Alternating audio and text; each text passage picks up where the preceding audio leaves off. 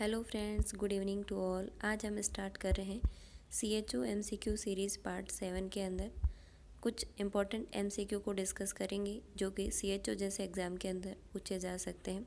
कल हमने कुछ MCQ देखे जो किससे रिलेटेड थे, साइकेट्रिक सब्जेक्ट थे, और आज के जो हमारे MCQ है वो किससे रिलेटेड रहेंगे, OBC से रिगार्डिंग कुछ MCQ आज हम डिस्कस करने जा रहे हैं जो एग्ज़ाम में पूछे जाते हैं। तो आज का हमारा फर्स्ट MCQ आपके सामने है।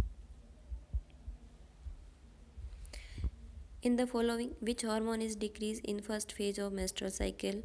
जी हाँ, हमने मेंस्ट्रुअल साइकिल का लेक्चर बहुत अच्छे से पढ़ा था। उसके अंदर हमने देखा था कि हार्मोनल एक्शन कैसे चल रहे थे। तो आपको जवाब देना है कि जो मेंस्ट्रुअल साइकिल की फर्स्ट फेज रहती है उसके अंदर कौन सा हार्मोन जो है लो हो जाता है। Option A estrogen, option B progesterone, option C both A and B, option D none of the above. तो हमने मेंस्ट्रुअल साइकिल की जो फर्स्ट फेज़ पढ़ी थी वो ब्लीडिंग फेज़ थी, 1 से लगाकर 5 दिन की थी और उसका नाम क्या था, ब्लीडिंग फेज़ था।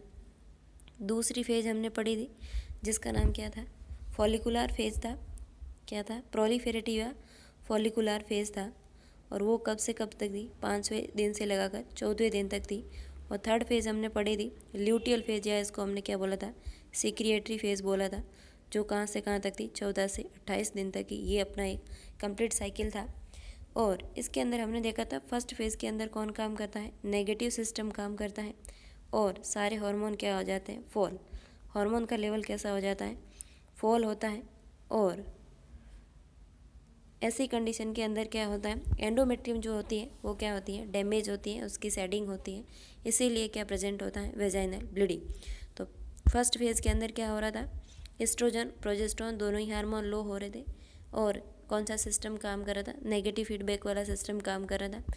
और ऐसी कंडीशन में क्या हो रहा था, एंडोमेट्रियम की शेडिंग हो रही थी और पर वेजाइनल ब्लीडिंग प्रेजेंट था। तो इस MCQ का जो अपना करेक्ट आंसर है वो क्या है, सी, कि दोनों ही हार्मोन क्या होते हैं, मेंस्ट्रुअल साइकिल की फर्स्ट फेज़ के अंदर लो होते हैं। नेक्स्ट MCQ अपना, in pregnancy Chadwick sign indicate is. Chadwick sign जो है ये क्या इंडिकेट करता है, cervix become soft as early as 6 week, purplish discoloration of cervix या वेजाइनल म्यूकोसा। ऑप्शन सी है uterus feel soft and elastic, और ऑप्शन जो डी है वो है नन ऑफ द अबव। जब हम प्रेगनेंसी के डायग्नोसिस पढ़ते हैं तो दो तरीके के डायग्नोसिस पढ़ते हैं। एक तो ऐसे सिम्टम जिससे क्या है, प्रिजप्शन करते हैं अपन कि संभावना हो सकती है कि प्रेगनेंसी है, लेकिन वो क्या है, कन्फर्मेटिव साइन नहीं होते हैं, उसको हम क्या बोलते हैं, प्रिजम्पटिव साइन। जिसके अंदर हम बहुत सारे साइन पढ़ते हैं, जैसे हेगार साइन। कौन कौन से साइन पढ़ते हैं अपन, हेगार साइन पढ़ते हैं, हेगर साइन पढ़ते हैं, गुडेल साइन पढ़ते हैं, क्या पढ़ते हैं, गुडेल साइन पढ़ते हैं, चैडविक साइन पढ़ते हैं, है ना, लेडिन साइन पढ़ते हैं, मैकडोनाल्ड साइन पढ़ते हैं। ऐसे बहुत सारे जो है अपन साइन पढ़ते हैं। हेगर साइन के अंदर, गुडेल साइन के अंदर और लेडिन साइन, ये क्या है, सिमिलर वाली बातें रहती है, इसलिए इसके अंदर बहुत ज़्यादा कन्फ्यूजन होता है। अगर आपको पूछे कि सर्विक्स सॉफ्ट हो रही है तो आपको जवाब क्या देना है, गुडेल साइन। क्या जवाब देना है, गुडेल साइन। अगर आपको पूछे यूट्रस का लोअर सेगमेंट सॉफ्ट हो रहा है तो आपको जवाब क्या देना है, हेगर साइन। और लेडिन साइन के अंदर क्या होता है, जहाँ पे सर्विक्स और यूट्रस आपस में जुड़ते हैं, वो जो जंक्शन होता है जिसका नाम हम इस्तमस देते हैं, वो वाला पोर्शन अगर सॉफ्ट हो रहा है तो वो कौन सा साइन होता है, लेडिन साइन। तो इन तीनों के अंदर आपको क्या नहीं होना है, कन्फ्यूज नहीं होना है। सेडविक साइन के अंदर क्या होती है, वेजाइनल म्यूकोसा जो है उसके अंदर क्या है, पर्पलिस और ऐसा इस तरीके का डिस्कलरेशन रहता है, उसको अपन क्या बोलते हैं, सेडविक साइन। तो इस MCQ का जो करेक्ट आंसर है वो क्या है, बी। सेडविक साइन के अंदर क्या होता है, पर्पलिस डिस्कलरेशन होता है सर्विक्स का या वेजाइनल म्यूकोसा का, ठीक है।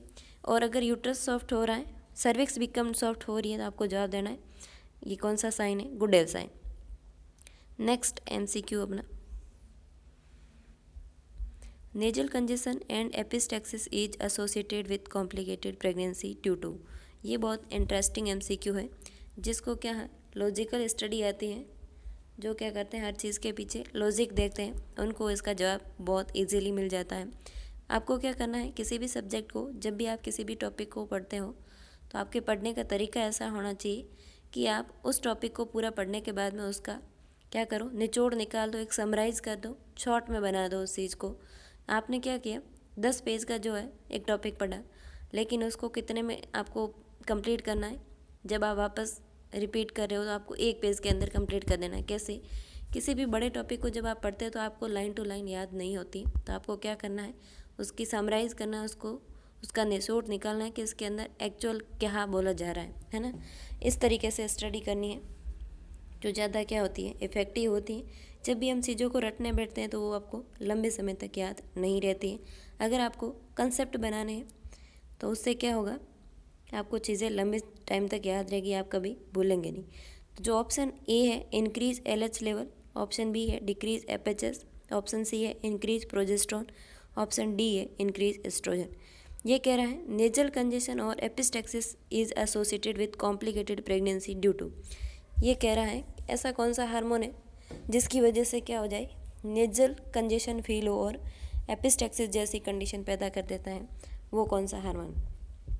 Increase LH hormone. जब LH हार्मोन आ रहा था तब क्या हो रहा था, ये तो सिर्फ ग्राफियन फॉलिकल को क्या कर रहा था, रैप्चर, और उससे क्या रिलीज हो रहा था, सेकेंडरी oocyte, जिसको हमने क्या बोला था, ओवुलेशन। क्या बोला था, ओवुलेशन। इसके अलावा इसका क्या काम था, ये जो ग्राफियन फॉलिकल वाली स्ट्रक्चर थी इसको ये क्या बना देता था, कॉर्पस ल्यूटियम। अब ये क्या सीक्रेट कर रही थी, प्रोजेस्टेरोन हार्मोन।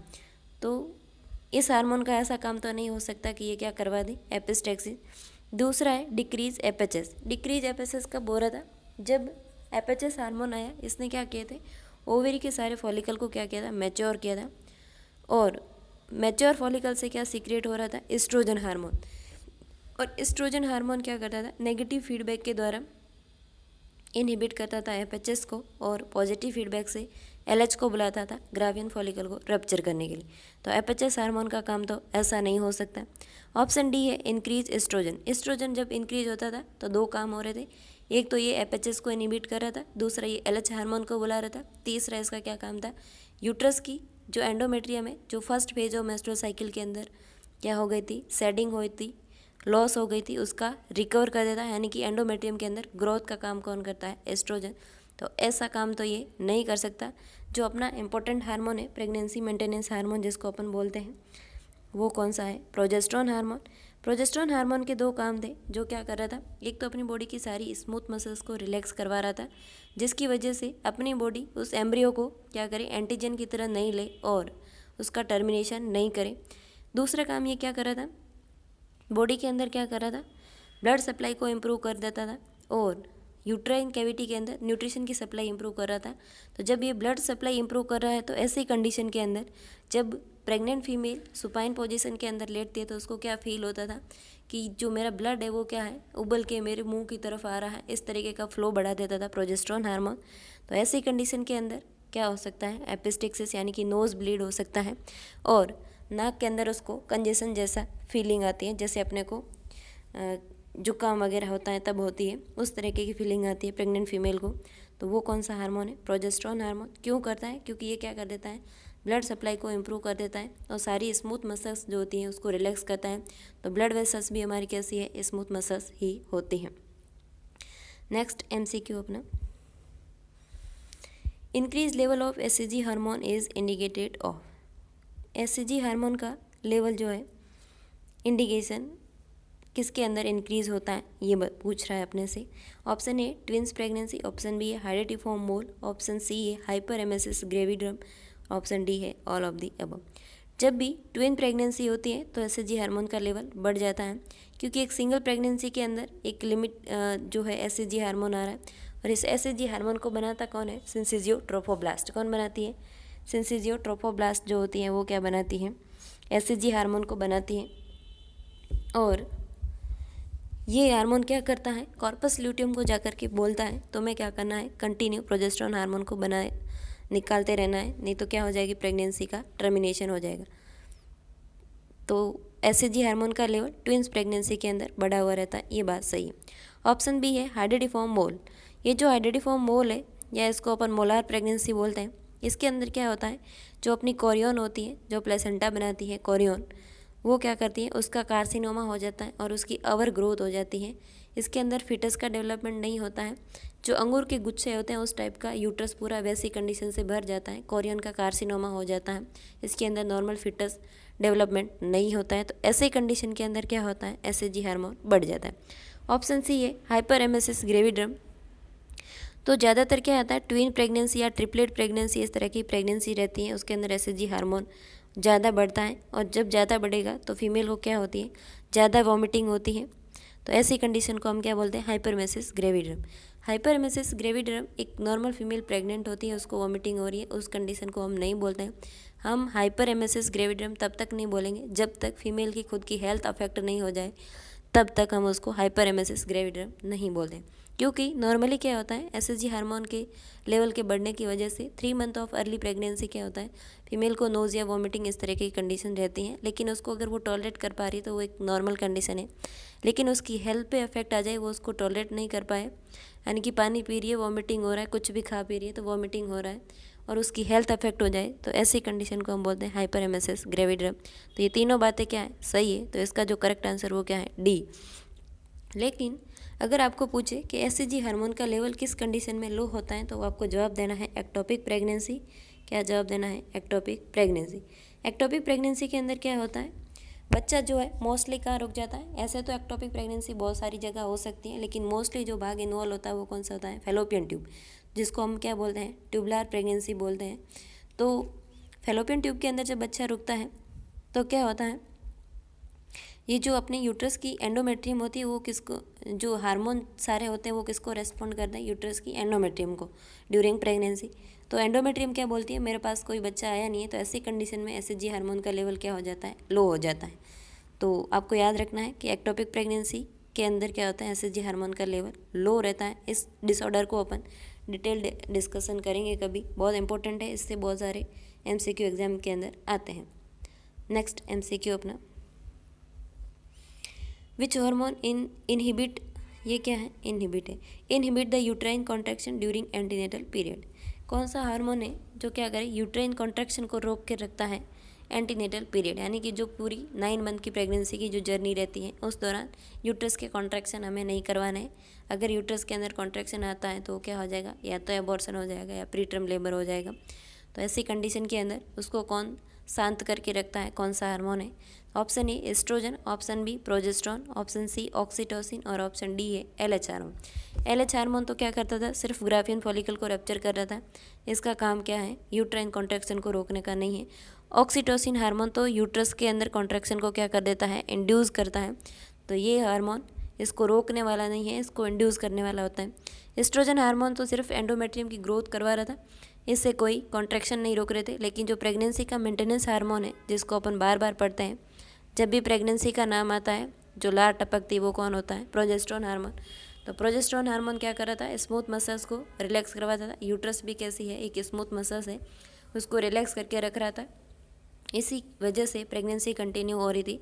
तो इस कॉन्ट्रैक्शन को कौन शांत करके रखता है, प्रोजेस्टेरोन हार्मोन। नेक्स्ट एमसीक्यू अपना, if a woman bearing pregnancy in second time and she is having a live child, her score will be। एक क्या होता है, GTPL नाम से अपने को स्कोर पूछा जाता है एग्ज़ाम के अंदर, क्या होता है, GTPAL। जी का मतलब होता है ग्रेविडा, टी का मतलब होता है टर्म, पी का मतलब होता है प्री टर्म, और ए का मतलब होता है एबॉर्शन, और एल का मतलब होता है लाइव चाइल्ड।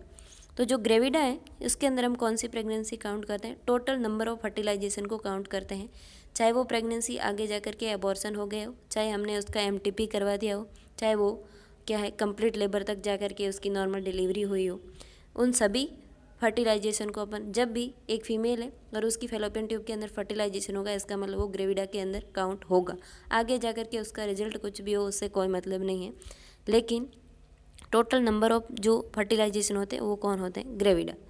दूसरा है टर्म, तो अपन टर्म प्रेगनेंसी कब मानते हैं, अगर वो प्रेगनेंसी 37 वीक को क्रॉस कर जाती है तो वो टर्म प्रेगनेंसी है। अगर 37 से पहले अगर बच्चा पैदा हो रहा है तो 7 वीक ऑफ जेस्टेशन अगर बच्चा पहले पैदा हो रहा है तो वो कोई किसके अंदर काउंट होगा, प्री टर्म के अंदर, और 37 वीक को क्रॉस कर जाता है तो वो किसके अंदर होगा, टर्म प्रेगनेंसी के। ए का मतलब होता है एबॉर्शन, और एबॉर्शन का जो एज वीक लिमिटेड है वो क्या है, 20 वीक ऑफ जेस्टेशन से पहले अगर प्रेगनेंसी अबॉर्ट हो रही है तो उसको हम क्या बोलते हैं, एबॉर्शन या आप ऐसे कह सकते हैं विएबिलिटी पीरियड से पहले अगर बच्चा टर्मिनेट हो रहा है तो वो किसके अंदर काउंट होता है, एबॉर्शन के अंदर। लाइव क्या होता है, जो बच्चे अभी उस फीमेल के जिंदा है वो क्या है, लाइव बच्चे। तो ये क्या पूछ रहा है अपने को, ये पूछ रहा है कि एक फीमेल है जिसके एक लाइव चाइल्ड है और अभी वो एक प्रेगनेंसी के अंदर है, यानी कि एक और बच्चा उसके पेट में और एक जिंदा है, तो उसका GTPL स्कोर निकाल हम। तो इसके अंदर GTPL यानी कि ये फीमेल एक बच्चा जिंदा है और एक अभी पेट में है, तो ये ग्रेविडा कितनी हो गई, 2। ग्रेविडा कितनी हो गई, 2। और एक लाइव चाइल्ड है तो वो क्या हो जाएगा, L1। इसका मतलब ऑप्शन ए जो है अपना करेक्ट आंसर है। नेक्स्ट MCQ अपना, हनर्स टेस्ट इज़ डन फॉर, ये जो हनर्स टेस्ट है ये किसके अंदर किया जाता है, पेनक्रियास फंक्शन टेस्ट, बी है liver function test, option C है thyroid function test, option D है इनफर्टिलिटी। तो जो पेनक्रियास फंक्शन टेस्ट है ये किसके अंदर अपन करते हैं, जब पेनक्रियाटाइटिस और ऐसी कंडीशन रहती है उसके अंदर अपन क्या करते हैं, पेनक्रियास के एंजाइम के लेवल को देखने के लिए एक अपन जो टेस्ट करते हैं वो pancreas function test. Liver function test तब करते हैं जब लीवर अफेक्ट होता है तो LFT करवाते हैं, जिसके अंदर SGPT और SGOT इंपॉर्टेंट जो पैरामीटर रहते हैं उनको देख के अपन ये आइडिया लगाते हैं कि लीवर कितना डैमेज हो रखा है। ऑप्शन सी है थायराइड फंक्शन टेस्ट, ये कब करवाते हैं, जब आपके अंदर या तो हाइपोथायरॉयडिज्म हो जाए या हाइपरथायरॉयडिज्म हो जाए, ऐसी कंडीशन हो तो उसके अंदर अपन क्या करते हैं, थायराइड फंक्शन टेस्ट। इनफर्टिलिटी के अंदर क्या करते हैं, हनर्स टेस्ट करते हैं। ये चीज़ आपको ध्यान रखती है, कभी कभी इस तरीके के टेस्ट सिंगल लाइनर जवाब पूछे जाते हैं, इसलिए आपको ध्यान रखना है हनर्स टेस्ट किसके अंदर किया जाता है, इनफर्टिलिटी के अंदर। नेक्स्ट MCQ अपना, in the labour episiotomy done in, labour की जो कौन सी स्टेज है जिसके अंदर एपिजियोटॉमी करते हैं अपन। ऑप्शन ए है first stage of labour, option B है second stage of labour, option C है third stage of labour, option D है none of the above. First stage of labour कहाँ से कहाँ तक होती है, ट्रू लेबर पेन से लगाकर कंप्लीट सर्वाइकल डायलिटेशन तक जो चलती है वो कौन होती है, फर्स्ट। और सेकंड कब होती है, कंप्लीट सर्वाइकल डायलिटेशन से ये शुरू होती हैं और बच्चे के पैदा होने तक जो रहती है वो कौन होती है, सेकंड स्टेज। और थर्ड स्टेज के अंदर क्या होता है, प्लेसेंटा की डिलीवरी होने तक रहती है।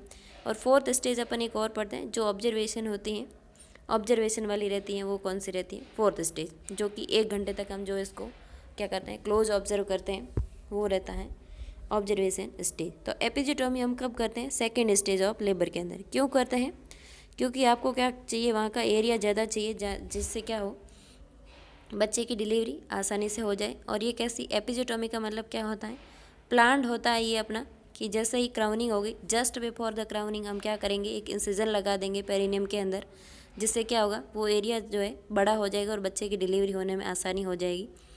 तो कब लगाते हैं एपिजियोटॉमी, ये भी पूछा जाता है। लास्ट नॉर्सेट 2021 के अंदर पूछा था एपिजियोटॉमी कब लगाते हैं, तो जस्ट बिफोर क्राउनिंग लगाते हैं। क्राउनिंग का क्या मतलब होता है, जो फीटस का हेड होता है वो वल्वुलर आउटलेट को जब क्रॉस करता है और कॉन्ट्रैक्शन जाने के बाद भी उस हेड का रिट्रैक्शन नहीं हो रहा है, ऐसी कंडीशन को हम क्या बोलते हैं, क्राउनिंग बोलते हैं। तो नेक्स्ट MCQ अपना, position for preterm labour patient, एक पेशेंट प्री टर्म लेबर वाला है, उसके अंदर कौन सी पोजीशन आप दोगे, left side lying position, right side lying position, C prone position, D है ऑल ऑफ दी अबव, सारी पोजीशन दे सकते हो। जब भी प्रेगनेंसी का नाम आए तो आपको एक पोजीशन फिक्स याद रखनी है, चाहे वो लैंग्वेज कैसे भी घुमाए, प्री टर्म बताए, टर्म बताए, एबॉर्शन बताए, कोई भी कंडीशन बताए, आपको एक जो पोजीशन फिक्स याद रखनी है वो क्या है, लेफ्ट लेटरल पोजीशन के अंदर पेशेंट को रखना है। इसका सिंपल सा लॉजिक है कि अपना जो यूट्रस है वो क्या है, ग्रेविड यूट्रस जो है अपनी इन्फीरियर वेना के बाद जो क्या करती है, लोअर लिम्ब से ब्लड को जो है रिटर्न हार्ट की तरफ लाती है, तो उसको कंप्रेस कर देता है। और जब उसको कंप्रेस करेगा तो क्या होगा, वीनस रिटर्न कम हो जाएगा, जिससे मरीज़ के अंदर हाइपोटेंशन और इस तरीके की कंडीशन पैदा हो जाती है, या जो है ब्लड की पुलिंग लोअर लिम्ब के अंदर ज़्यादा रहती है। इसीलिए ऐसी कंडीशन के अंदर आपको क्या करना है, जो फीमेल होती है उसकी कैसी पोजीशन रखनी है, लेफ्ट लेटरल पोजीशन के अंदर उसको रेस्ट करनी है, चाहे वो लेबर प्री टर्म हो या पोस्ट टर्म हो या फिर टर्म प्रेगनेंसी हो या एबॉर्शन हो।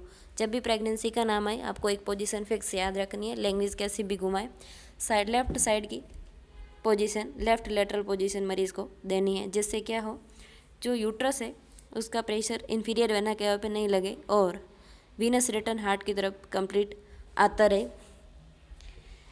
नेक्स्ट MCQ अपना, pregnant uterus become abdominal organ in week, है ना। ये कह रहा है एक जो प्रेग्नेंट यूट्रस होता है वो एब्डोमिनल ऑर्गन कब बन जाता है, कौन से वीक पे बन जाता है, 12 वीक, 14 वीक, 10 वीक और 5 वीक। इसके अंदर बहुत सारे इंपॉर्टेंट पैरामीटर मैं आपको बताती हूँ जो नॉर्सेट के एग्ज़ाम के अंदर ज़्यादातर पूछे जाते हैं। हो सकता है ये CHO जैसे एग्ज़ाम के अंदर ये बेसिक MCQ है, सारे पूछे जा सकते हैं, लेकिन नॉर्सेट के अंदर भी अगर जो छोटे MCQ आते हैं विदाउट रेशनली वाले तो वो भी इसी तरीके के होते हैं। अगर आपको पूछे कि जो है हैंस एग लाइक जो है हैंस एग की स्ट्रक्चर जितना यूट्रस कब हो जाता है, आपको जवाब देना है 6 वीक पे। 6 वीक पे क्या होता है, अपन जब सोनोग्राफी करते हैं तो यूट्रस के अंदर एक सैक दिखता है, वो कैसा दिखता है, मुर्गी के अंडे जैसा दिखता है। वो आपको ऐसे लैंग्वेज बना के पूछ सकता है कि यहाँ इतना कब दिखता है, तो आपको बताना 6 वीक में। फिर आपको पूछे कि टेनिस बॉल या क्रिकेट बॉल है ना, क्रिकेट बॉल की साइज़ का कब हो जाता है, आपको जवाब देना है 8 वीक पे। कब हो जाता है, 8 वीक पे। और फिर अगर आपको पूछे कि यूट्रस जो है एब्डोमिनल ऑर्गन कब बन जाता है, आपको जवाब देना है 12 वीक। 12 वीक पे एक और होता है यूट्रस कैसा हो जाता है, ग्लोबुलर हो जाता है। ग्लोबुलर यानी कि सॉफ्ट एंड इलास्टिक होता है, उसको अपन उस स्ट्रक्चर को अपन क्या बोलते हैं, ग्लोबुलर बोलते हैं। अगर आपको पूछे कि फीटल हेड की साइज जितना यूट्रस कब होता है, तो आपको जवाब क्या देना है, 12 वीक पे। क्या होता है, 12 वीक पे। एक और इम्पोर्टेंट चीज़ पूछी जाती है कि यूट्रस जो है अम्बिलिकल एरिया तक कितने वीक पर आ जाता है, तो ये क्या है, अपने इंडियन स्टैंडर्ड और जो अमेरिकन स्टैंडर्ड है इसके अंदर वेरी करती है वैल्यू, क्योंकि जो बाहर की फीमेल है उनका जो हेल्थ लेवल है वो बहुत अच्छा है और अपने यहाँ इंडिया के अंदर लो है, इसीलिए हमेशा इंडिया के अंदर क्या है, एनीमिया के अंदर भी छूट दी जाती है, प्रेगनेंसी के अंदर भी हर चीज़ में छूट दी जाती है। तो ऐसी कंडीशन में क्या होता है कि अमेरिकन स्टैंडर्ड के अकॉर्डिंग क्या है, 22 वीक तक क्या होता है, जो यूट्रस होता है वो कहाँ तक आ जाता है, अम्बिलिकल्स एरिया तक आ जाता है। और जो अपनी इंडियन ऑथेंटिक जो बुक है इसके अंदर, जो दत्ता बुक है इसके अंदर क्या लिखा है, 24 वीक तक क्या होता है, यूट्रस जो है अम्बिलिकल एरिया तक आ जाता है। तो आपको दोनों याद रखना है। आप अगर इंडियन हो तो आपको जवाब क्या देना है, 24 वीक जवाब देना है एग्ज़ाम के अंदर। जो राइट आंसर माना जाता है वो क्या होता है, 24 वीक। और अगर आपको पूछे यूट्रस जो है ओवर्ड शेप का कब होता है, आपको जवाब देना है 28 वीक। ओवर्ड शेप का कब होता है, 28 वीक ऑफ जेस्टेशन। और अगर आपको पूछे यूट्रस स्पेरिकल कब हो जाता है, आपको जवाब देना है 36 वीक ऑफ जेस्टेशन क्या हो जाता है, स्पेरिकल टाइप का यूट्रस हो जाता है। तो इस तरीके की बहुत सारी लैंग्वेज घुमा के पूछ सकते हैं, hen's ball, hen's egg like, या क्रिकेट बॉल जैसा, या फिटल हेड जैसा, या ग्लोबुलर, या ओवॉइड, या स्पेरिकल। इस तरीके की लैंग्वेज बना के MCQ आपसे पूछे जाते हैं एग्ज़ाम के अंदर, चाहे वो नॉर्सेट का एग्ज़ाम हो या CHO। नेक्स्ट MCQ अपना जो है, इसका जो राइट आंसर क्या था अपना, 12 वीक पे क्या हो जाता है, यूट्रस क्या है, एब्डोमिनल कैविटी का ऑर्गन बन जाता है पेल्विक कैविटी को छोड़ करके। नेक्स्ट MCQ अपना, implantation occur in the uterus at the day.